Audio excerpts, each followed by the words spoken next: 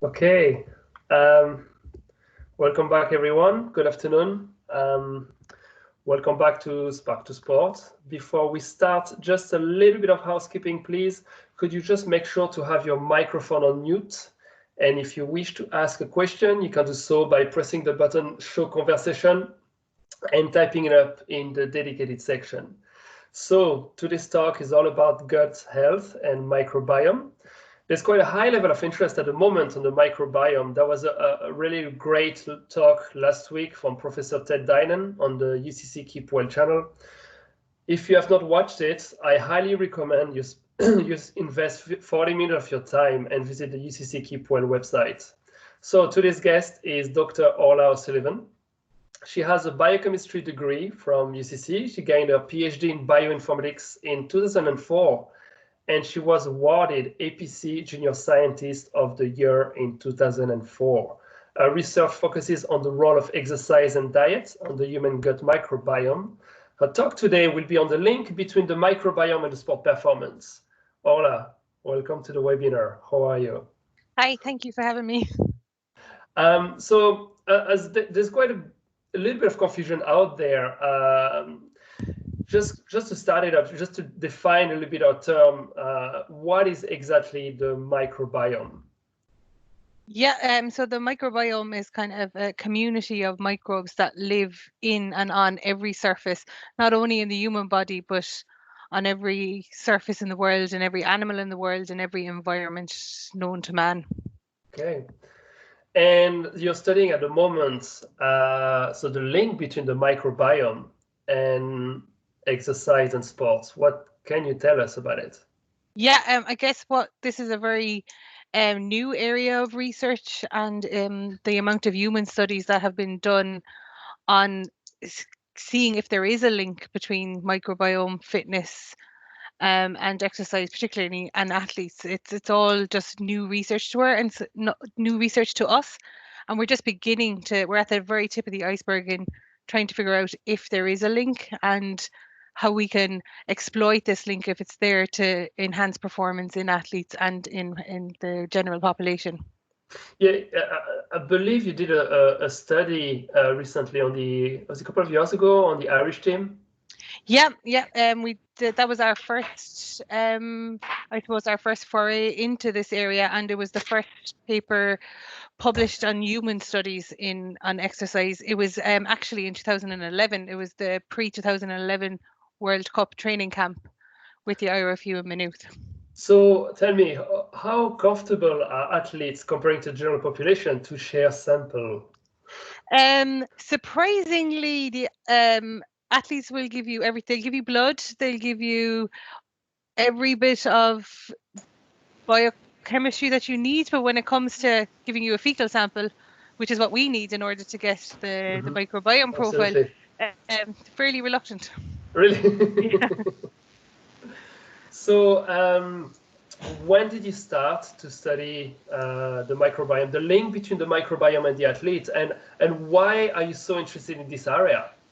It was 2011, as I said, was our first kind of attempt at looking at this link, and from then on we've kind of developed links with different sporting organizations both within and outside of Ireland, and so that's kind of developed my passion for looking at this area and kind of expanded our research in the area. I guess the reason is, I mean, when you think about it, if you kind of think about how exercise changes your gut habits, so we're looking at the gut microbiome.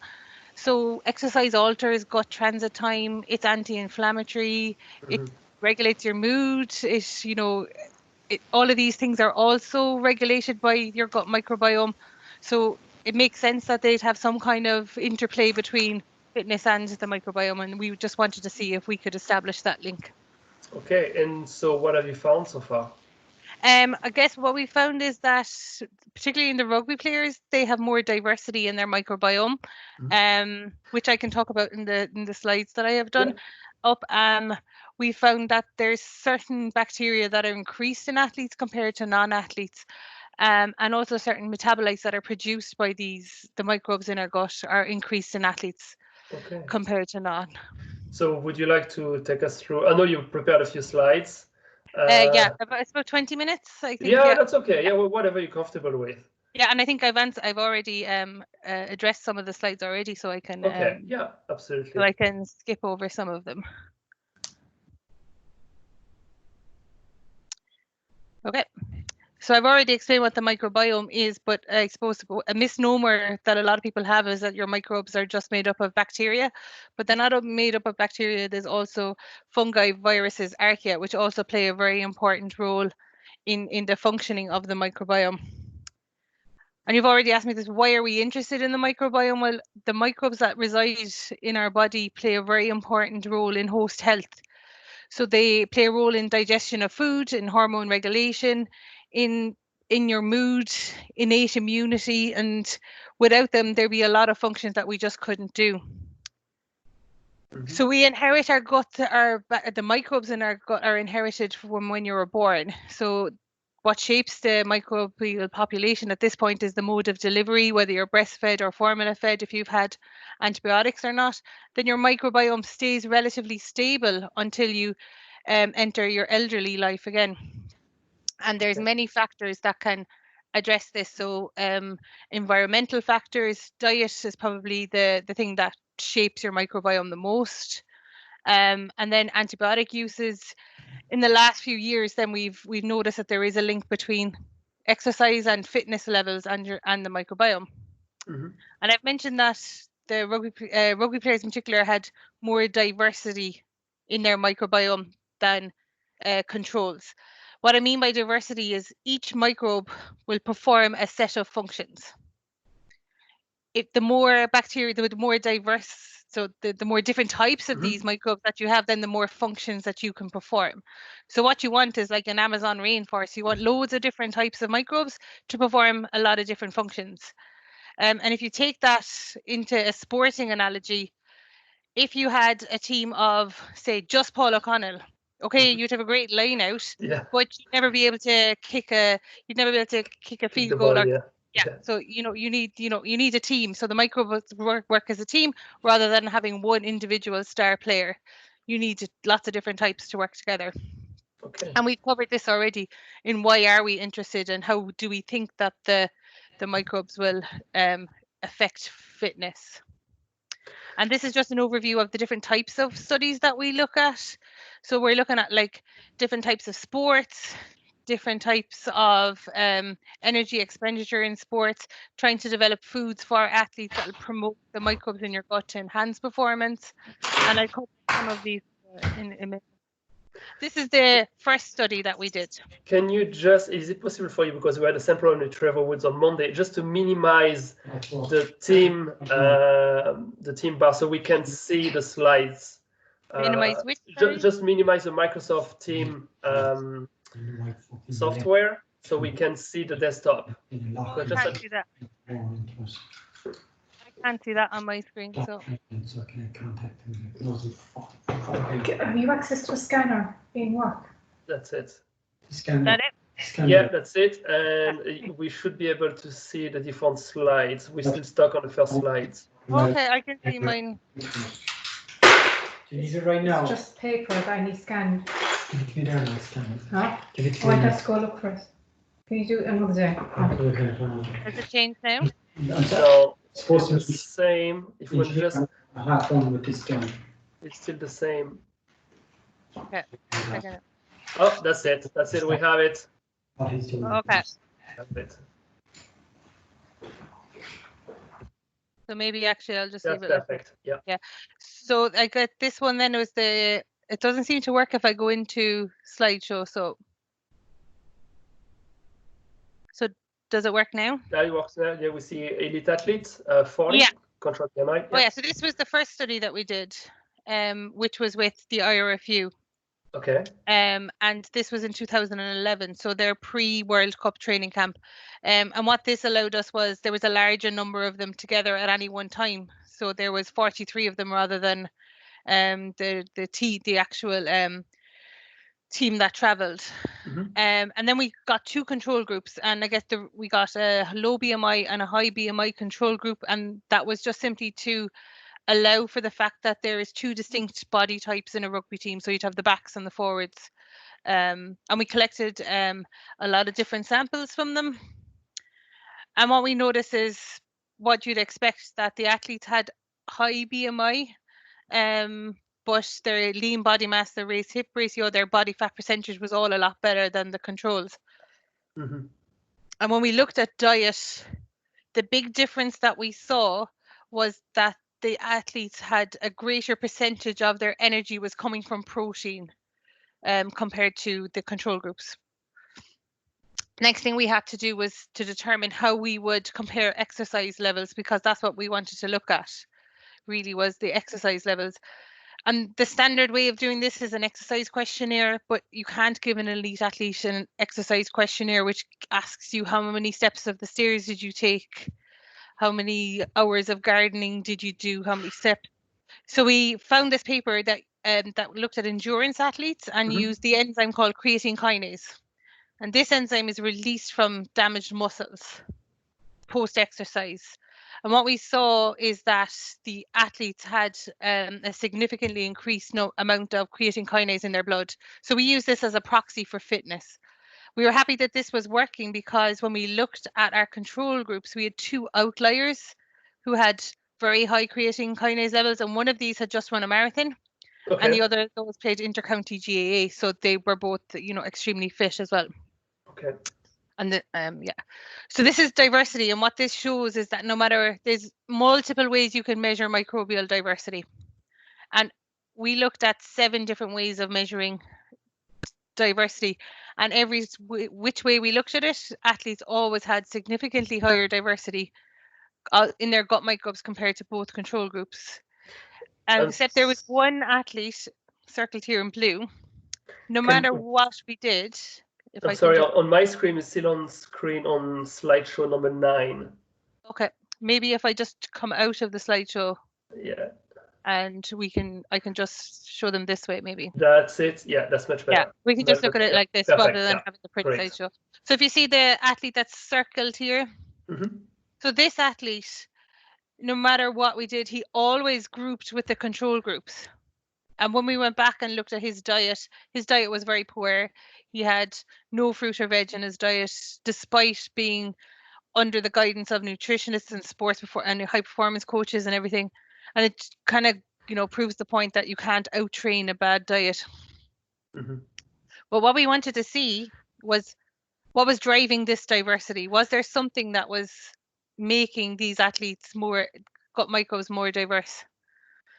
We had 183 pieces of, metadata from these athletes, and what we found was 2 things correlated with microbial diversity. One was the amount of protein in the diet, and the other was the creatine kinase levels, or fitness. So there was fitness and protein was correlated, or was just, going in line with diversity.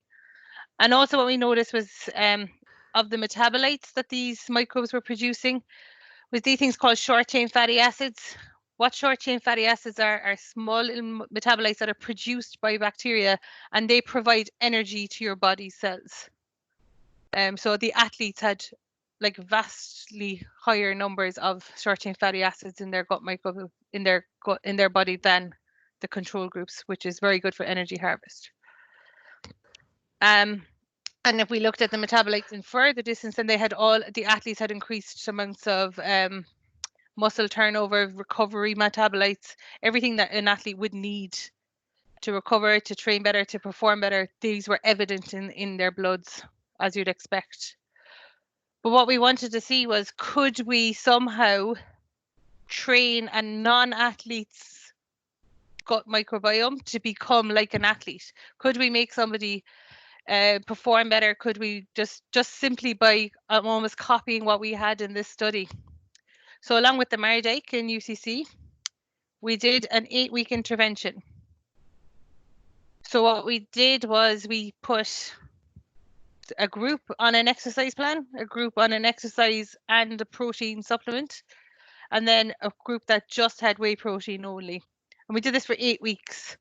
And I suppose, whether surprising or not, while they got fitter and leaner, they had no changes in their microbiome. And this led us to our kind of now hypothesis is that it's not exercise that matters, it's fitness.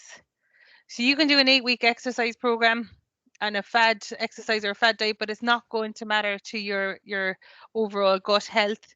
What's important is your level of fitness, so your physical. So the athletes had a chronic level of fitness, a chronic lifetime adaptation to fitness that was more important than putting somebody on an 8-week exercise program, which is probably what you'd expect anyway as well. So it'll be very hard. Anyone who's done a clinical trial or any kind of interventional style, it's very hard to get people to adhere to anything for longer than 8 weeks, large groups of people. So what we did is we designed this N of 1 or an N of 2 study in this case, is where we followed 2 people, self-proclaimed couch potatoes, so they had high BMIs, they were unfit, for 6 months, training to do a big exercise event. So one was training to do an Olympic length triathlon and one to do a marathon. And over the space of the 6 months, we took samples of their microbiome, of their metabolome, of their food. We recorded everything on a daily, weekly basis. And as you'd expect, they got fitter. Their body composition improved. But from our perspective, what we really wanted to see was diversity of their microbes. So if you look at this, the black lines going along the middle, the horizontal line is the average diversity. And every time there's a blue, I think that's a gain in diversity. So basically what we saw is that when these people were at their fittest, their diversity was at the highest. Every time their fitness dropped off, their diversity dropped off. We could see when they took an anti-inflammatory or an antibiotic, or they got sick, their diversity dropped off. So this allowed us to see a real-time change in the diversity of the microbes. And this now is a very preliminary results that we are just looking at to see, even in fit people, can we tell how fit somebody is based on their microbe? So this was 62 participants from a local running club who are very fit, and we wanted to look at we took their VO2 max as their fitness levels, and to see, was the microbiome altered based on your training load and your VO2 max? And we could see very distinct clusters based on somebody's fitness levels and the training load that they had. This isn't going to show now, but what I'm looking at here is the specific bacteria that were altered in these people with their training load were Akkermansia, which has been shown in the leaner you are, the more Akkermansia you have, and it's a mucin degrader. This bacteria here, Veillonella, which was recently shown by Harvard, by a group in Harvard, was published in Nature Medicine, to be increased in marathon runners. And what they postulated is that this Veillonella is important for muscle recovery, so it degrades the lactate that's produced in your muscles post-exercise. And then we also have Prevotella, increased the fitter you are, and a group in America that did endurance cyclists also showed that they had increased amounts of Prevotella in their blood as well. So just go, I think that was my final slide. So basically what we're kind of moving towards personalized fitness, personalized products, personalized fitness, looking at the capacity somebody has to train. And then this is just kind of an overview slide of the things that influence your microbiome, the sporting things that will influence it, and how that influences your microbiome. Yeah, you mentioned earlier something about the impact of protein on the microbiome. Have you done any study on vegan athletes? No, we haven't, and I suppose that is something. This is, as I said, the amount of human studies that have been published in the exercise area is very low. I think trying to get a high enough N number of vegan athletes would be quite difficult. But yeah, it's something that there's very little to look at veganism in general in the microbiome. So the more diverse your diet is, and the greater of a microbiome you have, am I right? Yeah, Exactly. Yeah. So let's say I was, I was born in the south of France, and I was, subjected to the vegetarian diet for, most of my life. And if you being in lockdown here for so many months and all that, will the lockdown have an impact on people's microbiome, do you think? I think it'll have an impact depending on how you approach the lockdown. I think some people will go back to basics and start baking their own food and start eating a lot less unprocessed food, which would be much better for your microbiome. And then others will, I guess, start eating more processed food and having more alcohol, less exercise, and that will have a detrimental impact on the microbiome. Mm-hmm. But I get the thing is the microbiome is changeable, so we can alter it for the better or for the worse. So even if you do have, a bad lockdown, then you do have the opportunity to bring it back to normal by going back to your healthy diet and healthy exercise plan afterwards. Yeah, we've seen it in the graph that you showed, the marathon runner or the triathlete. Yeah. Those blue zone at the top where they gain, I would say, I don't know, a bit more microbiome. And how you briefly mentioned the use of medication, antibiotics. What are the effects of those medications on the microbiome? Yeah, there is when it comes to antibiotics, it seems from studies that we've done, one course of antibiotics allows your microbiome to come back. It bounces back very quickly. But if you have, say, very fast subsequent courses of antibiotics, then your microbiome doesn't come back to its original place. I guess one of the things that you can do to support your microbiome when you're on medication, particularly antibiotics, is to take a probiotic concurrently, so that you're protecting the structure of your microbiome at the same time. And so if you are, let's say, a GA athlete, training to try to go back into the season, training 3-4 times a week, doing some sprints, different type of cardio training, what, in terms of diet, and what would you advise them more or less for breakfast? What practical tips could you give them? Would, eggs and a bit of orange juice would do it for breakfast, for example? The most important thing is diversity and unprocessed. So as little unprocessed foods as you possibly can. So having whole foods, and even when it comes down to getting protein, the idea that you'd get it from milk is better than getting it from a whey supplement. So when you're drinking milk, you're getting all the other proteins as well as just whey protein that you're getting from a supplement. And also one very important thing that we've noticed from these studies is that you're taking in enough calories to maintain your energy expenditure. So that's what happens an awful lot, is that if you go on an exercise plan, you might reduce the calories that you're taking in, but then there's not enough there for the microbes to feed on. Okay. So you need to balance it very well. And basically it's don't cut out any food groups. You need all the food groups in each meal, and just make sure that it's balanced. And one very good thing to add as well is fermented foods, which are really good to promote gut health and gut microbial health. So things like artichoke, Jerusalem artichoke, kefir, kombuchas are all really good. Now, you briefly mentioned onto the calorie restriction. One of the craze at the moment is intermittent fasting. Yeah. So did you measure intermittent fasting on the microbiome? No, we haven't, and I haven't come across any major papers on it. I'm sure there probably is, because there's so many papers on the microbiome that you kind of tend to miss a lot. I guess probably for the microbiome perspective, it's calories over a day. And I know intermittent fasting works quite well for a lot of people. So, but I couldn't comment on its effect on the microbiome because I haven't read about it yet. I have a question from Trevor Woods.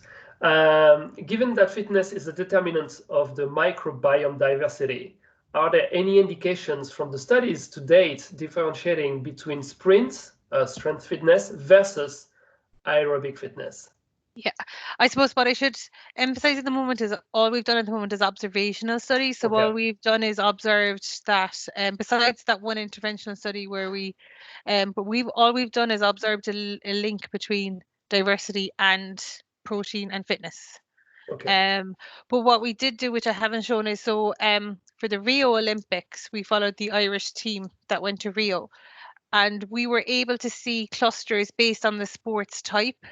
So basically, cardio sports, strength sports, endurance, they all clustered separately based on their energy load, so their energy expenditure. So there is a difference based on the type of sport that you do. But we did look at this. Did look at the positions in the rugby team. So we tried to see was there differences between the backs and the forwards, and there wasn't. Okay, so you tell me that there will be a difference between, let's say, a shot putter and a marathon runner. Yeah. Okay, so would you say that if I was going to do some potentially kind of repetitive sprints, might be more beneficial than long run for my microbiome? I don't think we know that for definite, but I think my opinion would be to have diversity in your training program, similar than you'd have diversity in your diet. So to not do sprints every day, so to do a cardio day, to do a strength day, and mix it up. It's a little bit of what we see, even for longevity. The Okinawan, who have a huge, in the blue zone in Japan, have a huge diverse diet, and they eat a lot of fermented food, which results in having some, 100, 105, 110 years old population. And I think, diversity is the key. So Luke, just one more question. What next studies are you working on? What are the next study that excites you at the moment? Yeah, so we had a lot of studies planned for the upcoming Olympics, which are have been postponed. Yeah, we were planning next year. Yeah, exactly. We were planning athletes. What we're doing is, so we have a bank of these all the samples that we've taken from athletes over the years. So we're mining these now to try and find a probiotic that will be, I suppose, made from an athlete and tailored for an athlete's needs. We're also trying to we've got a couple of studies where we're trying to pull apart the role of diet and exercise. So they're kind of intrinsically linked, but we're trying to see, can we tease them apart to see which has more of a role, or is diet more important or exercise? Yeah, we have a lot going on, and we're looking at the female athlete and the hormone regulation within the female athlete and the differences that will be compared to a male athlete. Just one more question. I promise there will be the last one. You mentioned supplementation and probiotics and all that. There is a wide range of probiotic, and I don't expect you to name any brand or anything like that. But quite often, when you look at the prebiotic packaging, you're bombarded with, there's millions and millions of things on it, and you don't really know what are the key things to look at when you're looking for good probiotic supplements. I think if it was me, I would only be buying my probiotics in a chemist. Anything you can buy on a supermarket shelf, I would probably go for one that's more branded and has more science behind it. And those are the ones that you'd find in a health store and in a chemist. Okay. And I think the key thing with probiotics is, if you're healthy and you're having a diverse diet and you're exercising well, then you shouldn't need to be taking probiotics. Okay. And is there one way to map your biodome? Like, say, if tomorrow I wanted to map my biodome and try to see if I've got a healthy gut, is there a way of doing that? At the moment, not in Ireland. There's no company there's plenty of companies, if you Google it, that do it. But the big thing at the moment, is, I suppose, as well, is that there isn't a defined healthy microbiome. So nobody knows exactly what we should have. I guess we have an idea that diversity is good and there's certain key microbes that you should have in there, but there's no map that says you should have X amount of this and X amount of that. So at the moment, it's definitely for the future. I think that as well, if you go to the doctor, not only will you be getting your blood taken, you'll be getting your microbiome tested to devise plans for your treatment protocols. And I think going forward, athletes will be looking at the microbiome more and more. Yeah, it could be a business idea for the people out there, Yeah, absolutely. Yeah.